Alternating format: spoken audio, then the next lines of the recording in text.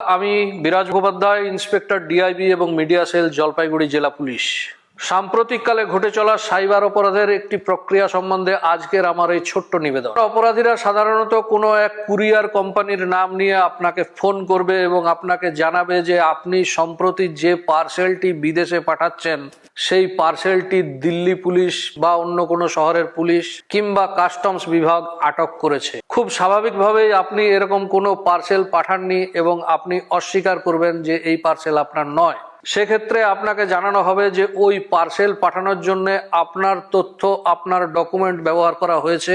সেই courier company এরপরে phone transfer করে দেবে অন্য কোনো ভেকধারী পুলিশ বা কাস্টমস বিভাগের অফিসারের সঙ্গে।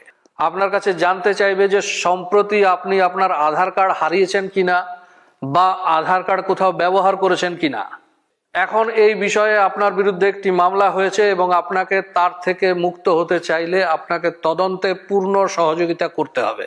আপনাকে আপনার আর্থিক স্থিতি সম্পর্কে সম্যক জিজ্ঞাসাবাদ করবে, ব্যাংক অ্যাকাউন্ট, বিভিন্ন প্রকার পলিসি, সমস্ত কিছু সম্বন্ধে আপনাকে জিজ্ঞাসাবাদ করবে। তারা বলবে যে আপনার সমস্ত ধনরাশি তাদের দেওয়া একটি বিশেষ ব্যাংক অ্যাকাউন্টে ট্রান্সফার করার জন্য। এই কাজ যদি আপনি করে ফেলেছেন তাহলে আপনি আপনার সমস্ত সম্পত্তি দুষ্কৃতীদের হাতে তুলে দিলেন।